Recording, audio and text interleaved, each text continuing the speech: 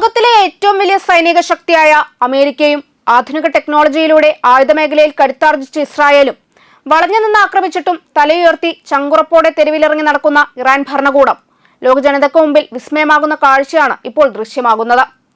ഇസ്രായേലിന്റെയും അമേരിക്കയുടെയും ബോംബറുകൾ ആകാശത്ത് വട്ടമിട്ട് പറക്കുമ്പോൾ തന്നെയാണ് റംദാനിലെ അവസാന വെള്ളിയാഴ്ചയിൽ ഇറാൻ പ്രസിഡന്റ് മസൂദ് പെസഷ്കിയാനും വിദേശകാര്യമന്ത്രി അബ്ബാസ് അരാക്ചിയും ദേശീയ സുരക്ഷാ സമിതി മേധാവി അലി ലാരിജാനിയും അടക്കമുള്ള ഇറാൻ ഭരണകൂടം രാജ്യതലസ്ഥാനമായ ടെഹ്റാനിൽ ജനങ്ങൾക്കിടയിലൂടെ നടന്നു നീങ്ങിയിരിക്കുന്നത്.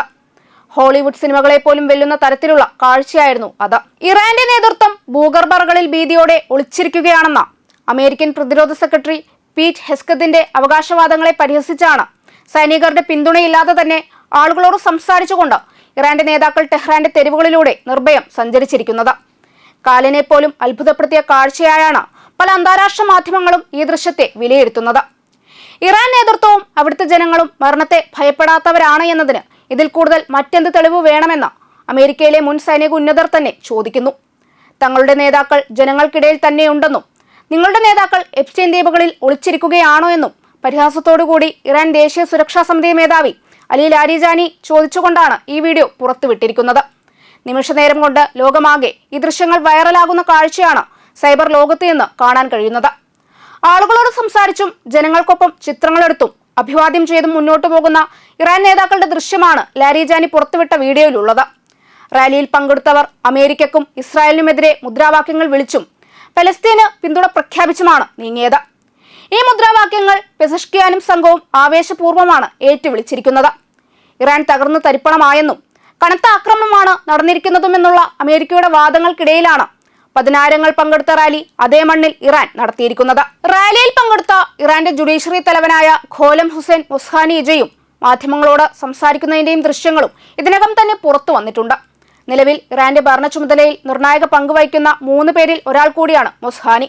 ഈ റാലിയിൽ പങ്കെടുത്ത മുഴുവൻ ഇറാൻ നേതാക്കളും അമേരിക്കയുടെയും ഇസ്രായേലിന്റെയും മരണ വാറണ്ടിന് പുല്ലുവിലയാണ് കൽപ്പിച്ചത് എന്നതും ഇതിലൂടെ വ്യക്തമായി കഴിഞ്ഞു. ഇതോടെ ലോകരാജ്യങ്ങൾക്ക് മുമ്പിൽ നാണം കെട്ട അമേരിക്ക ഇറാന്റെ പരമോന്നത നേതാവിനെയും മുതിർന്ന ഉദ്യോഗസ്ഥരെയും കുറിച്ചുള്ള വിവരങ്ങൾ നൽകുന്നവർക്ക് വൻ പ്രതിഫലം പ്രഖ്യാപിച്ചാണ് ഇപ്പോൾ രംഗത്ത് വന്നിരിക്കുന്നത്. ഇതും പരിഹാസ്യമായി മാറിയിട്ടുണ്ട്. ഇറാന്റെ പുതിയ പരമോന്നത നേതാവ് ആയത്തുള്ള മുസ്തഫ ഖമേനി ഉൾപ്പെടെയുള്ള മുതിർന്ന ഇറാന്റെ സൈനിക രഹസ്യാന്വേഷണ ഉദ്യോഗസ്ഥരെ കുറിച്ചുള്ള വിവരങ്ങൾ നൽകുന്നവർക്ക് അമേരിക്ക $10 ദശലക്ഷം ഇനാം പ്രഖ്യാപിച്ചിരിക്കുന്നത്. ഇതോടെ ഒരു കാര്യം എന്തായാലും വളരെ വ്യക്തമാണ്. ആയത്തുള്ള അലി ഖമേനിയുടെ വധത്തിന് ശേഷം ഇറാനിലെ CIA-യുടെയും മൊസാദിന്റെയും നെറ്റ്വർക്ക് ഇറാൻ സേന തകർത്തു എന്ന് തന്നെ ഈ ഘട്ടത്തിൽ കരുതേണ്ടതായി വരും. അമേരിക്കയുടെയും ഇസ്രായേലിന്റെയും സകല കണക്കുകൂട്ടലുകളും തെറ്റിക്കുന്ന പ്രത്യാക്രമണമാണ് ഇറാൻ സേന ഇരു രാജ്യങ്ങൾക്കുമെതിരെ നടത്തിക്കൊണ്ടിരിക്കുന്നത്. നിരവധി അമേരിക്കൻ യുദ്ധവിമാനങ്ങൾ തകർന്നു കഴിഞ്ഞു. ഇറാഖിലും സൗദിയിലും നടന്ന വ്യത്യസ്ത ആക്രമണങ്ങളിലായി ആകാശത്ത് വെച്ച് ഇന്ധനം നിറയ്ക്കുന്ന 6 ആധുനിക വിമാനങ്ങളാണ് തകർക്കപ്പെട്ടിരിക്കുന്നത്. ഇതിന് മാത്രം ഏകദേശം 8400 കോടി രൂപ വരുമെന്നാണ് കണക്കാക്കപ്പെടുന്നത്. അമേരിക്കയുടെ പ്രതിരോധ സംവിധാനമായ താഡും ഇറാൻ തവിടുപൊടിയാക്കിയിട്ടുണ്ട്. ഹോർമൂസ് കടലിടുക്ക് അടച്ചിട്ട ഇറാൻ ലോക വ്യാപാരത്തെ തന്നെയാണ് ഇപ്പോൾ സ്തംഭിപ്പിച്ചിരിക്കുന്നത്. ഈ കടൽപാത വഴി റഷ്യ, ചൈന, ഇന്ത്യ എന്നീ രാജ്യങ്ങൾക്ക് മാത്രമാണ് പ്രവേശനാനുമതി നൽകിയിരിക്കുന്നത്. ഈ രാജ്യങ്ങളുടെ അല്ലാത്ത ഏത് കപ്പലുകളും ആക്രമിക്കുമെന്നാണ് ഇറാൻ സേന നൽകിയിരിക്കുന്ന മുന്നറിയിപ്പ്. ഓപ്പറേഷൻ സാദിഖ് 4 അഥവാ ട്രൂ പ്രോമിസ് 4 എന്നീ ഇറാൻ വിളിക്കുന്ന സൈനിക നീക്കം കൃത്യമായി ലക്ഷ്യമിടുന്നത് ഇസ്രായേലിന്റെയും മേഖലയിലെ അമേരിക്കൻ സൈനിക കേന്ദ്രങ്ങളുടെയും നെഞ്ചിലേക്ക് തന്നെയാണ്. തങ്ങളുടെ മണ്ണിൽ അമേരിക്കയും ഇസ്രായേലും നടത്തിയ ആക്രമണങ്ങൾക്ക് പലിശ സഹിതം തിരിച്ചടി നൽകുമെന്ന ഇറാന്റെ പ്രഖ്യാപനം വെറും വാക്കുകളല്ലെന്ന് ഇതിനകം തന്നെ അവർ തെളിയിച്ചു കഴിഞ്ഞിട്ടുണ്ട്. ഇറാന്റെ സൈനിക കമാൻഡ് പുറത്തുവിട്ട പ്രസ്താവനകളിൽ പറയുന്നതിനനുസരിച്ച് ഏറ്റവും പുതിയ ആക്രമണ തരംഗത്തിന് യാഖമർ ഗനി ഹാഷേം എന്നാണ് പേര് നൽകിയിരിക്കുന്നത്. ഇസ്ലാമിക ചരിത്രത്തിൽ ആദരിക്കപ്പെടുന്ന ഒരു മതപരമായ വ്യക്തിത്വത്തെ സൂചിപ്പിക്കുന്ന ഈ പേര് രാജ്യത്തിനായി ജീവൻ നൽകിയതായി ഇറാൻ പറയുന്ന ചില രക്തസാക്ഷികൾക്കുള്ള ആദരസൂചകമായിട്ടാണ് ഉപയോഗിച്ചിരിക്കുന്നത്. ഷിദാസി, ഇബ്രാഹിം സാദെ തുടങ്ങിയവരെ അനുസ്മരിച്ചുകൊണ്ടാണ് ഈ ആക്രമണത്തിന് പേര് നൽകിയതെന്നും റിപ്പോർട്ടുകൾ പറയുന്നു. ഇറാൻ സൈന്യത്തിന്റെ വാക്കുകൾ പ്രകാരം ബാലിസ്റ്റിക് മിസൈലുകളും ആക്രമണ ഡ്രോണുകളും ഉൾപ്പെടുത്തി വളരെ ഏകോപിതമായ രീതിയിലാണ് ആക്രമണം നടത്തുന്നത്. കഴിഞ്ഞ 2 ദിവസത്തിനുള്ളിൽ അമേരിക്കൻ, ഇസ്രായേൽ ലക്ഷ്യങ്ങളിൽ പതിക്കുന്ന ഇറാനിയൻ മിസൈലുകളുടെ കൃത്യത ഇരട്ടിയാക്കിയിട്ടുണ്ട് എന്നാണ് Islamic revolutionary guard corps aerospace ഫോഴ്സിന്റെ കമാൻഡർ പറയുന്നത്. കഴിഞ്ഞ 48 മണിക്കൂറിൽ അമേരിക്കൻ ഇസ്രായേലി കുറ്റവാളികളുമായി ബന്ധപ്പെട്ട ലക്ഷ്യങ്ങളിൽ പതിക്കുന്ന ഇറാനിയൻ മിസൈലുകളുടെ കൃത്യത നിരക്ക് ഇരട്ടിയായിട്ടുണ്ട് എന്നാണ് brigadier general Seyed Majid Mousavi തന്റെ എക്സ്പോസ്റ്റിലൂടെ പറയുന്നത്. വലിയ ഇറാനിയൻ മിസൈലുകൾക്കായി ആകാശം തുറന്നിരിക്കുന്നുവെന്നാണ് കമാൻഡർ ചൂണ്ടിക്കാട്ടിയിരിക്കുന്നത്. വടക്കൻ ഇസ്രായേലിലെ നിരവധി തന്ത്രപ്രധാന പ്രദേശങ്ങളെയാണ് ഈ ആക്രമണത്തിന് പ്രധാന ലക്ഷ്യങ്ങളായി തിരഞ്ഞെടുത്തിരിക്കുന്നത് എന്ന് ഇറാൻ വൃത്തങ്ങൾ അവകാശപ്പെടുന്നു. ഗലീലി, ഗോലൻ ഹൈറ്റ്സ്, ഹൈഫ തുടങ്ങിയ മേഖലകളിൽ സൈനിക സൗകര്യങ്ങൾക്കും അടിസ്ഥാന സൗകര്യങ്ങൾക്കും നേരെ ഇറാൻ മിസൈലുകൾ വിക്ഷേപിച്ചതായും റിപ്പോർട്ടുകൾ പുറത്തുവരുന്നുണ്ട്. ഇതോടൊപ്പം തന്നെ മിഡിൽ ഈസ്റ്റിലുടനീളമുള്ള അമേരിക്കൻ സൈനിക താവളങ്ങളെയും ലക്ഷ്യമിട്ടുള്ള ആക്രമണങ്ങളും വ്യാപകമായാണ് നടക്കുന്നത്.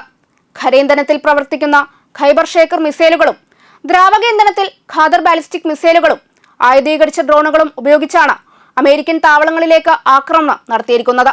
ഈ ആക്രമണത്തിനോടൊപ്പം തന്നെ ലെബനിലെ ഹിസ്ബുള്ളയും ഇറാഖിലെ സായുധ വിഭാഗവും വടക്കൻ ഇസ്രായേലിലേക്ക് റോക്കറ്റുകളും ഡ്രോണുകളും വിക്ഷേപിച്ചിട്ടുണ്ട്. ഇറാന്റെ സഖ്യകക്ഷികളായി കണക്കാക്കപ്പെടുന്ന ഈ സംഘടന വിവിധ മുന്നേറ്റങ്ങളിൽ നിന്ന് ഒരേ സമയം ആക്രമണം നടത്തുന്നത് സംഘർഷത്തിന്റെ വ്യാപ്തി കൂടുതൽ വർദ്ധിപ്പിക്കുന്ന ഘടകമായി മാറിയിരിക്കുകയാണ്. ഇതോടെ പശ്ചിമേഷ്യയിലെ യുദ്ധം ഇനിയൊരു രാജ്യത്തിനും മറ്റൊരു രാജ്യത്തിനുമിടയിലെ ഏറ്റുമുട്ടൽ മാത്രമല്ല, പല സൈനിക ശക്തികളും പങ്കാളികളാകുന്ന ഒരു വിപുലമായ സംഘർഷമായി മാറുന്നുവെന്ന ആശങ്കയും ഉയർന്നിട്ടുണ്ട്. ഇറാന്റെ എണ്ണപ്പാടങ്ങൾ സ്ഥിതി ചെയ്യുന്ന ഖാർഗ് ദ്വീപിൽ അമേരിക്ക ബോംബിട്ടതോടെ സ്ഥിതി കൂടുതൽ വഷളായിട്ടുണ്ട്. എണ്ണപ്പാടങ്ങളെ അല്ല, അവിടുത്തെ സൈനിക കേന്ദ്രങ്ങളെയാണ് ആക്രമിച്ചത് എന്നാണ് അമേരിക്ക വിശദീകരിക്കുന്നത് എങ്കിലും ഇറാൻ ശക്തമായ പ്രതികാരത്തിനാണ് തയ്യാറെടുക്കുന്നത്. തങ്ങളുടെ എണ്ണപ്പാടങ്ങൾ കത്തിച്ചാൽ പശ്ചിമേഷ്യയിലെ അമേരിക്കൻ പങ്കാളിത്തമുള്ള സകല എണ്ണപ്പാടങ്ങളും കത്തിച്ച് ചമ്പലാക്കുമെന്നാണ് ഇറാൻ സൈന്യം നൽകിയിരിക്കുന്ന മുന്നറിയിപ്പ്. ഇത് മേഖലയിലെ അമേരിക്കൻ സഖ്യകക്ഷികളെയും ഭയപ്പെടുത്തുന്ന മുന്നറിയിപ്പ് തന്നെയാണ്. ഇറാൻ ഇതിനകം തന്നെ പേർഷ്യൻ ഗൾഫ് മേഖലയിലെ ചില സാമ്പത്തിക കേന്ദ്രങ്ങൾക്ക് നേരെയും ആക്രമണം നടത്തിയിട്ടുണ്ട്. ആഗോള സാമ്പത്തിക വ്യവസ്ഥയിലേക്കും അമേരിക്കൻ ഡോളർ ശൃംഖലയിലെയും ഏറ്റവും പ്രധാനപ്പെട്ട കേന്ദ്രമായി കണക്കാക്കപ്പെടുന്ന അമേരിക്കൻ ബാങ്കായ സിറ്റി ഗ്രൂപ്പുമായി ബന്ധപ്പെട്ട നിരവധി ഓഫീസുകളാണ് ആക്രമിക്കപ്പെട്ടിരിക്കുന്നത്. ഫെബ്രുവരി അവസാനം മുതൽ യുദ്ധം ശക്തമായതിനു ശേഷം ഇറാൻ ഇതിനകം തന്നെ ആയിരക്കണക്കിന് മിസൈലുകളും ഡ്രോണുകളും ശത്രു താവളങ്ങൾക്ക് നേരെ വിക്ഷേപിച്ചിട്ടുണ്ട്. ഇസ്രായേലിന്റെ സൈനിക ലക്ഷ്യങ്ങൾക്കും ഗൾഫ് മേഖലയിലെ അമേരിക്കൻ സൈനിക സൗകര്യങ്ങൾക്കും നേരെയാണ് പ്രധാനമായും ഈ ആക്രമണങ്ങൾ നടന്നിരിക്കുന്നത്. അതേസമയം അമേരിക്കയും ഇസ്രായേലും ഇറാനിലെ സൈനിക കേന്ദ്രങ്ങൾക്കും ആണവ സൗകര്യങ്ങൾക്കും നേരെയും വ്യാപകമായ വ്യോമാക്രമണങ്ങൾ നടത്തിയിട്ടുണ്ട്. അതിപ്പോൾ ഖാർഗീവിൽ വരെ എത്തിയ സ്ഥിതിക്ക് ഇനി എന്തും സംഭവിക്കാമെന്നാണ് നിലവിലെ അവസ്ഥ. ഈ പരസ്പര ആക്രമണങ്ങൾ പശ്ചിമേഷ്യയിലെ സംഘർഷത്തെ കൂടുതൽ വ്യാപിപ്പിക്കുന്ന തരത്തിലേക്കാണ് നയിച്ചിരിക്കുന്നത്. ഇതൊക്കെയാണ് മേഖലയിലെ ഇപ്പോഴത്തെ സ്ഥിതിയെങ്കിലും ഇറാന്റെ പോരാട്ട വീര്യത്തിന് മുമ്പിൽ അമേരിക്കൻ സൈനിക ഉന്നതർ പകച്ചു നിൽക്കുകയാണ് എന്നതാണ് ഒരു യാഥാർത്ഥ്യം. ഇക്കാര്യം സെൻസർ ചെയ്യാതെ റിപ്പോർട്ട് ചെയ്തിരിക്കുന്നത് പ്രമുഖ അമേരിക്കൻ മാധ്യമങ്ങൾ തന്നെയാണ് എന്നതും ശ്രദ്ധേയമാണ്.